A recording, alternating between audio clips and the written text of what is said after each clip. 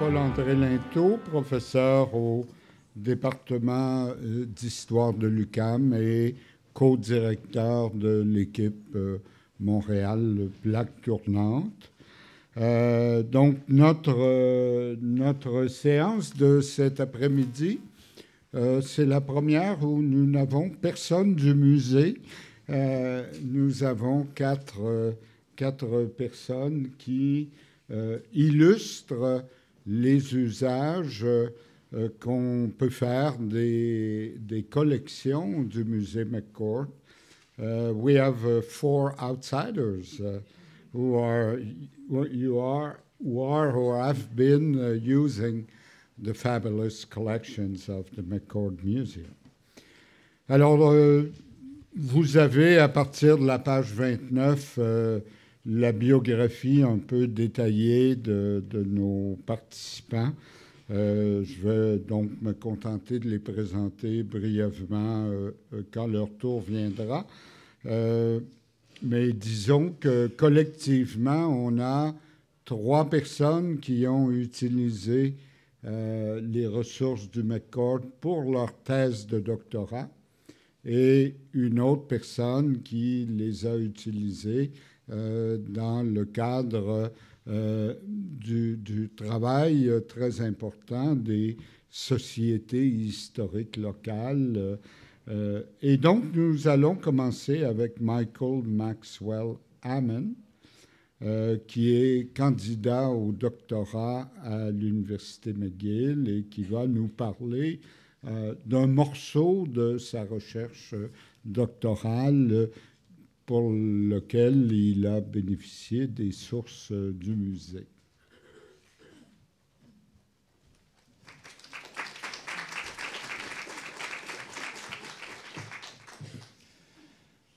Bonjour. I'm going to give this presentation in English, though despite the fact that my first quote is actually in French. I wanted to... first of all, I want to thank the organizers of this colloque because I'm really pleased to be able to present some of my findings here. And I hope that this is a good example of some of the things that people have been talking about, of how historians should be engaging with objects and how objects in some ways are helping us to revise what we know about the texts of a certain period of history. This paper is a small part of a larger project that I'm using to reconstruct the social history of ideas surrounding Louis Riel and attempting to understand his intellectual material and social context. Rather than focusing on the rebellion itself, I want to study his experience here in Montreal and a number of other worlds which he inhabited.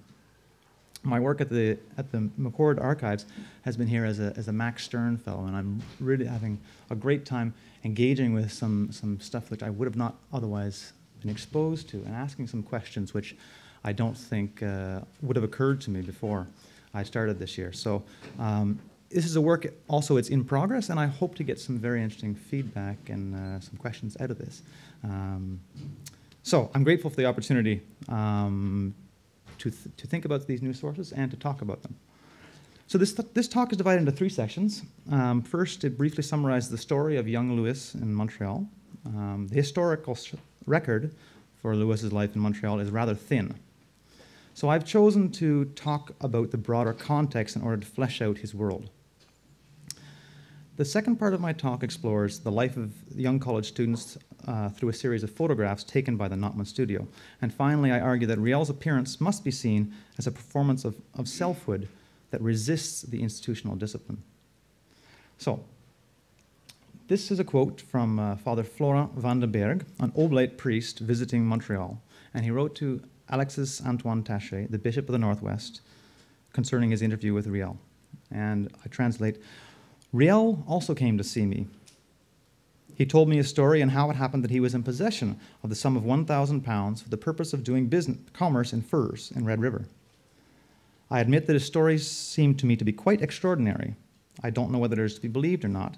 An Englishman is supposed to have lent him the 1,000 pounds on the simple faith of an unknown. The poor boy. When I saw him with his shaggy hair and his fashionable manner of expressing himself, I had little trust in him. He should write to you." This remarkable description of Louis Riel he's the future leader of an armed rebellion in Red River in 1869 and again in 1885, is one of the few hints we have of Riel's activities in Montreal. Riel was eventually hanged for treason in 1885, leaving a legacy of martyrdom for his people, the Métis, and for the French Canadians across Canada. Riel's mental stability plays an important part of this story. His lawyers attempted to defend him as irresponsible on the grounds of insanity. They failed, largely due to Riel's own performance repudiating this slander.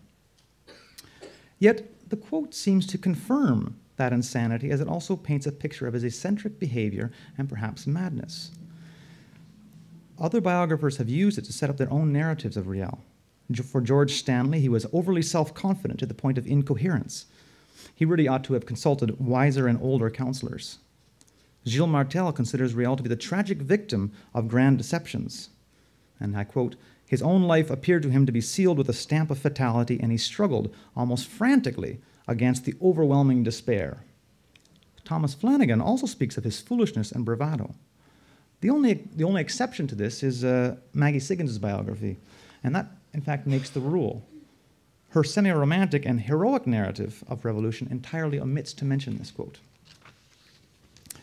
So, to commence with the pauvre garçon, as we can see by the way it is used, the quote is actually a trope. It's a device used to convey a series of conventions and images already present in the audience's mind. The tropes serve as ideological projects and work to reinforce social conventions and discipline the deviant. Let me provide some explanation of this point by giving another example. If one searches the McCord Museum website, the first image appearing for Riel is this iconic image, which now adorns T-shirts and posters across Canada. Yet, if we put this image in the context of it, in the context of this photograph, we look at it in its original context, we see written on the side an explanation of what it's being used for. The note in the margin reads, "Louis Riel, the Thomas Scott murderer." Is this being used as a mugshot? In truth, this image is more complex. This portrait is, in fact, a group shot that was made by a traveling photographer in 1870. My point is that the context of each image changes how we understand the identity and status of the individual, and the same principle needs to be applied to the quote that I'm examining. From Riel's life at the college, the only picture we have is this one found in the National Archives in Ottawa. It is dated to around 1866, and although my guess is it must be a little bit earlier. A young man poses in a studio, perhaps dressed in his blue college coat. He holds a book in his right hand and sports a bow tie. The shoes and clean-shaven face are also worth noting. The clothing is simple but respectable, not ostentatious but sober. Riel's stance suggests confidence and accomplishment. This photo was likely a carte de visite, a photograph taken to pass out to friends and acquaintances, and thus indicates a certain performance of class and culture. Louis Riel arrived in Montreal in 1858. He had already received his basic schooling in Red River Settlement at the hands of Father Lafloche, and was thus enrolled directly in syntax. He achieved good grades and became closely involved in a number of extracurricular activities. The understanding was that he would go on to become a priest and thus serve as a missionary in the West. Both of Riel's parents, Louis Riel Père and Julie Lamourdière, had aspired to a religious vocation but gave that up in order to raise a family. Nonetheless, religion was an important part of family life. Riel's sister, Sarah, would become the first Métis member of the Order of the Grey Nuns, and in sum, the religious hierarchy and his family expected that Riel would become a priest. The college was so confident of this fact that it provided him with the complete funding. And a detailed list of the clothing, for instance, purchased for Riel can be reconstructed from a document at the Sulpician Seminary Archives. Here I only note in July of 1863 the collar, which was perhaps another collar purchase for him, which is perhaps another sign of the career planned for him. Riel apparently did well at college. In 1860, enrolled in versification, he was recognized for his Latin poetry with a prize, a book. He would continue to win this recognition every year thereafter. One interesting anecdote to relate is that in 1860, Riel, along with other prize winners, chose to forego their award in lieu of a picture of Pope Pius IX. The money that was to be used to purchase books was instead donated to the people's struggle against Italian revolutionaries. This is not the picture that Riel was given, but it might have been something like this. Riel was also an active member of 3 student associations, the Académie Française, the Milice Angélique, and the Congrégation de la Sainte Vierge. In November of 1864, his peers actually elected Riel prefect of the congregation. But despite all the success, on December 1st, Riel announced to the congregation that he was withdrawing from the association because he was no longer a resident. And in March of 1865, according to Director Lenoir, Riel was asked to leave the college for breaking the house rules. The vagueness and the tardiness of Lenoir's letter to Taché is puzzling. Vandenberg had already written to him in July, and Taché would certainly have been curious to know, anxious to know what had been happening with his prized pupil. In fact, the letter suggests that there was quite a scandal involved with Riel's departure. But Lenoir was anxious to patch up the potential insult to the bishop of Red River and assured him that they would be glad to take future students, and he excused the dismissal by saying that Riel had not been called to God. Leaving the school would have produced a considerable disappointment and perhaps even a sense of betrayal. Was Riel struggling to live up to the lifestyle expected of him? Later that year, he signed a marriage contract with the young lady, Marie-Julie Guernon, from Mile End, as I understand, and although this fell through, it seems that Riel was looking for other means to make his mark in the world. His poetry provides us with further access to a sense of frustration with the college. One sarcastic verse critiques his professor, Monsieur Moyenne. Riel was notoriously fond of puns. Another poem found in the journal he kept at the college expresses his irritation. It was written the day after his dismissal. And again, we can see the sarcasm and the irony. He's speaking about the director of the college. And I'll just read the second verse. De mettre un élève en défaut, nonobstant parfaite innocence, cet écolier avait un petit tort. L'air haut, une apparence d'indépendance.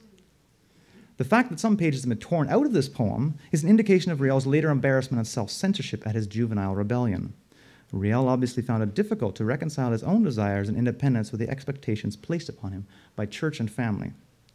In some, I think Riel's rebellious hair, the cheveux hérissés, serves as a metonymic device to describe the student's failure to live up to the expectations of the Catholic hierarchy, but it does not reflect Riel's successes at this college, nor his situation when he left the school. The criticism of his air haut, or ton fort fashionable, needs to be seen as resistance, perhaps even transgression, of college discipline. So I want to explore a little bit what the college discipline might have been, what was expected of Riel. By 1860, Montreal College could no longer really call itself a petit séminaire. The college was increasingly pressured into serving the middle class or bourgeois public and secular interests. The pernicious influences of liberalism, industrialization, and secularism forced the Sulpicians to adopt new tactics to preserve their sacred mission. In this attempt to return to a past purity of its spiritual mission, the college became involved in a classic invention of tradition. And as Eric Hobsbawm and Hugh Trevor Roper argue, this invention of tradition is not about commemorating the past necessarily, but about attempting to live in the past as in the present as the past ought to have been. And as such, it is a very modern phenomenon. The invention of the college tradition involves separating it. One of the key inventions of the college tradition involves separating it from the modern city. And in 1861, the college moved from its downtown location up to the mountain. And this is the new college grounds, which now you know is today right in the middle of the city. But at that time, it was quite at quite a distance. The best illustration of this invention is the preparation for the centennial alumni reunion of 1867. To commemorate its achievements, the college ordered a series of photographs from the Notman studio. The setting was less than convenient for the photographer, who needed to carry the wet plates and his developing equipment up to the site for immediate developing. In other words, there was a deliberate decision to make the photographs at the college grounds. These photographs of the professors suggest a reflective and idyllic environment. This is the identity that the Sulpicians desired to have commemorated, and reveals important symbolic practices that naturalize the college discipline. In fact, this performance of identity should be seen as a legitimation of norms and values of a particular community. This is the director, Charles Lenoir. There's a number of really interesting photographs taken with the reflecting pool, which Notman seems to have been particularly taken with. This first, or the photographer that was working for Notman was taken with. The first photographs that I want to talk about, the class of syntax, elements, and rhetoric, present classic images of a 19th century institution. The organized and rational order present a disciplined student body. The uniforms functioned as a means of identifying these young boys as a group of fellows that support each other and conform to an institutional version of what a student body ought to look like. The group picture ascribes a common identity to individuals, overshadowing the particulars of personhood. The walls and the Virgin Mary make the space tangibly sacred and protected. The second set of photographs suggests a slight nuance to the disciplinary project. The photographs of the students of versification, belles-lettres, and philosophy are a very different genre from the first ones. Rather than rigidly ordered and rationally organized, the postures are casual and informal. Individuality is affected in the poses, suggesting rather greater independence for upper-level students, i.e., as senior students, they already knew how to discipline themselves. Finally, this assumed informality suggests a particular performance of dress, demonstrating the elite aspirations of the Sulpician students, explicitly contrasting them with other schools, whether they be Protestant grammar schools or other Jesuit colleges. Both sets of pictures illustrate a disciplinary project on the minds and bodies of the students.